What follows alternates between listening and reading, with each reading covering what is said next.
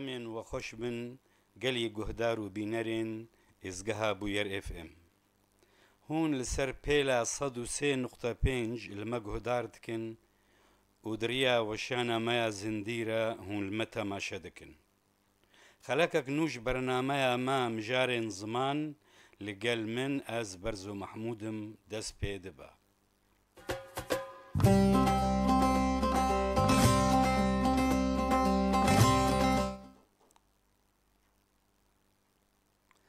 جارك دن دما وباش بي مجارة خلقا ما يا في حفتيه گرنگی زمان و ریبازین شیروفا کرنی از بیوی ما که هن سوده جوار گرن اما لسر دست پیک لسر گرنگی زمان باخبن اما بنرن درایا هن فیلسوف و هن زمان ناس و هن سیاسی چد بیجن د گرنگی زمان دا ام هرن دما کون كونفوشيوس فيلسوفك صيني نافدارا يعني تكاري بيجي بري عيسى 500 صالي 550 صالي 500 صال ولا او بخو 550 خدي دايا بيجي المهم دوري نزيكي 400 صالي تكاري بيجي بري عيسى دبي جارك ملكي الصيني خست چاکسازی دولات دا شبکه یعنی دولات سینه دا بان کنفوشیوس کر گو پروژه که مهیا اتخوازم چاکسازی بکم از بچه دست پی بکم کنفوشیوس جیره گو دست بچاکسازی زمان بکه چاکسازیش خواب یعنی بواتیا اصلاح یعنی چاکسازی زمان ام هرن جم نلسون مانديلا چد بيجي مثلا زمان دا دبي اگر تبيكيره بيشتغلي بزمانكي بياني مثلا بيكي كردرا بزمان انجليزي بيشتغلي وزاني هي كرجي زاني انجليزي دبي عقلي ويره تشتغلني عقلي وي كاريجرتي دا لقاوات بزماني وي اي دايكي بيشتغلي دبي دلي وينا بي كاريجرا يعني بي متاثر دبي د گرنگی زمان دا نلسون مانديلا في آواي شيروفتكي رومان جاكسون شخوا هم رخنسازة وهم زمان ناسكي جيهانية د كيشا زمان دا دبي نكاريا زمان نينا هيج زمان د دنياي دا نكار يعني عاجز نينا نکارید خودیه وی زمانی دیا او زمانی یعنی او خودیه گو نکاری وی زمانی پیش بخی و تیدا کار بکی جبر گو جلوما زمان ولو مایا یعنی زمان بجه امچد بجن انو گشبونا زمان و پیشکتنا زمان ده دست خودیه وی زمانی دیا یعنی او دوی زمان ناس و زمان زانین و روشن بیر ین خودیه وی زمانی وی زمانی پیش بخن سو سیر زمان ناسکی شخوتو هری نافدارا دبید زمان نویسینا زمان سر نویسینه گرنگیا نویسینا زمان دبید چه دبید بریا نویسینه هیدی یکیتیا زمان چه دبید ريان فيسينا زمان يكيتيا زمان چدبي ستاندرد بونا زمان چدبي شخوا گاوا زمان جي دبي ستاندر کرن و يكيتيا زمان چدبي افناجي دبي پشتگر ج نتوايتي را يعني نتوابون يك جهوكارين پشکتناوي ستاندر کرنا زمانا او جاوا زمانك ببي يك دناف ملتكي دا وك مثلا كردا يكيتيا زمان ان مثلا التويئة سياسي جي بيش بخي جبرولو جي ناد دجمنين كردا لهر شار آليات خستن زماني كردي بحرفين زمان جدافي كردالين يعني الجم واجي انه قافات زمان هلاني او وقت نتوانا ما يعني جلو راجي دجمنه كردا قالك دوی مسئله دا کار کرنا لی از به ویما گن کاربن بگن وقت به آرمان جاخوا کرد وک ملتك راستيك وينا هيا الدنيا دا جوارك وي هيا او ايسر كبي هندي دج تشالي ام ازورم عبد الله اوجلان قوتنا كوينا هيات في مسألة دجي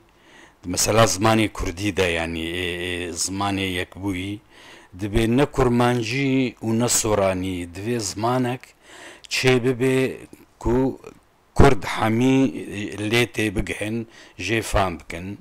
يم از بخوا فيرا يرما اجي ولد بينم انه شخوا انه نكرمانجي نصوراني بس اواكي انه زمانكي كرمانجي جي فين بكن والصوراجي فين بكن يعني ما بس لهجة زاري نافينا يعني تدي جيرا تيغوتن هناك صوراني بيتر بنافو دنگ بيمش لأما أبجي تيغوتن انه زمانكي هردو زارين سركا يعني تي زازاجي بي بيشتغلن اوين ديجي ببي زمان فيسيني اي راديو اي تلفزيوني اي دبستاني اي حميد ازگهن پرورده کرني امنها امي ورن لسر ريبازين شيروفكرنا زمان يا ريبازين لكلنا زمان چنه شخوا افنا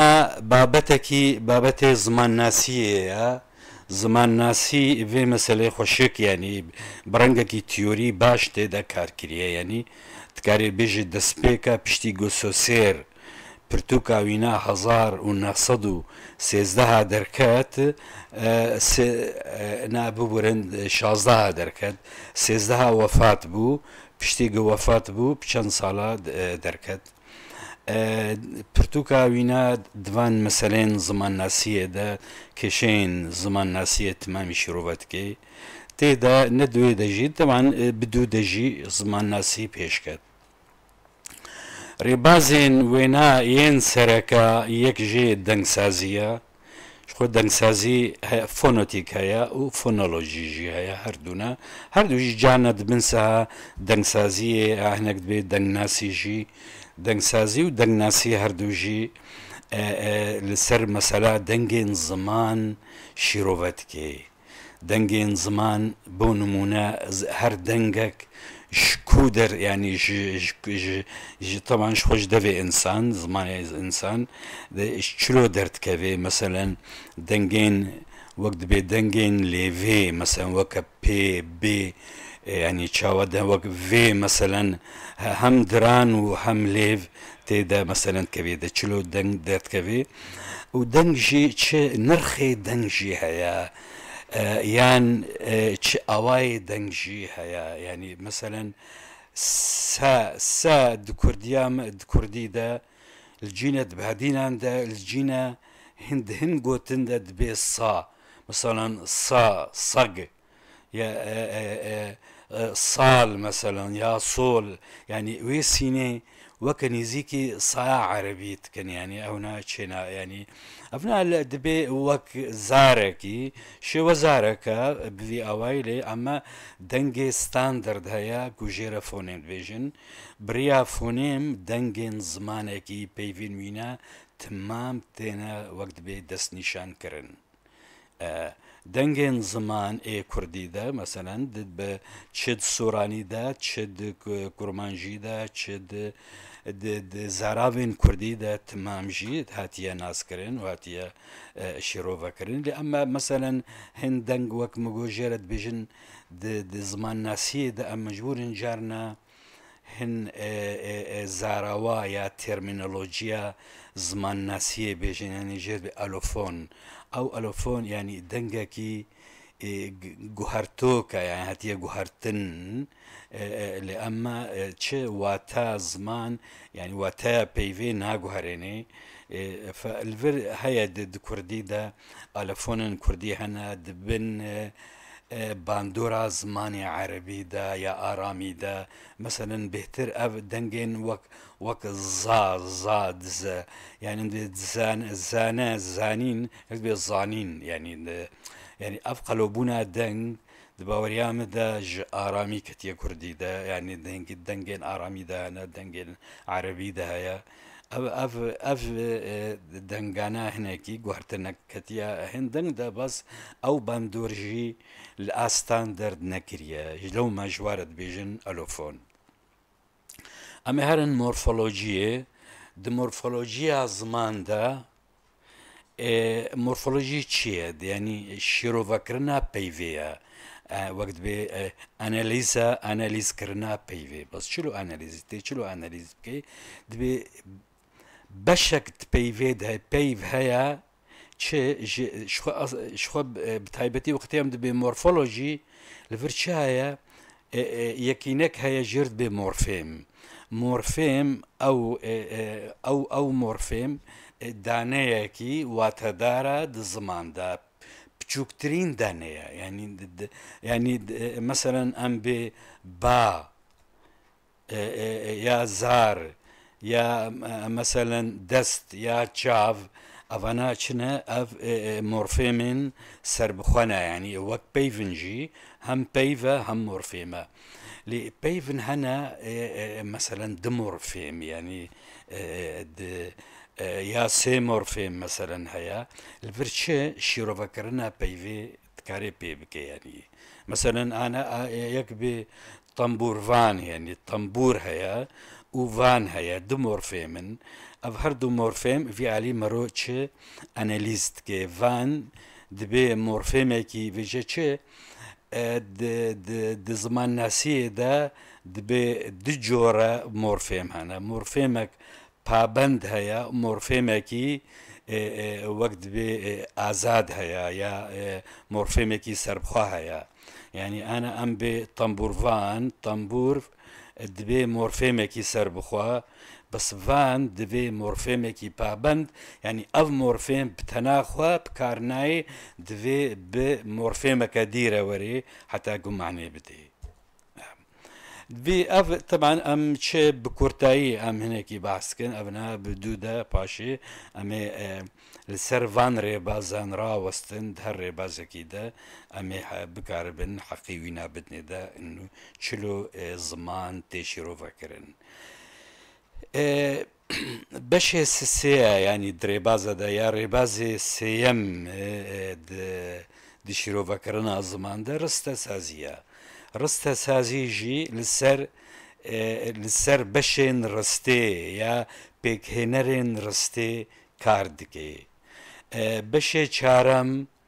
واتەسازیە واتەسازیژی ئەv بەش لەسەر واتایە پەیڤێ واتایە ڕستێ واتایە فرازێ تمامە شیرۆڤە دکێ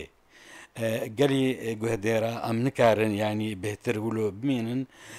ئەس بهێڤیمە خەلەکێن وەرێدا ئەم لەسەر ڤان ڕێبازان وەکت بێ فەرەهی ڕاوەستن ڤی ئاوای ئەم گەهشتن داویە مژارە vê xelekê heta xelekek dîtir hûn xêr û xweşiyê de bimênin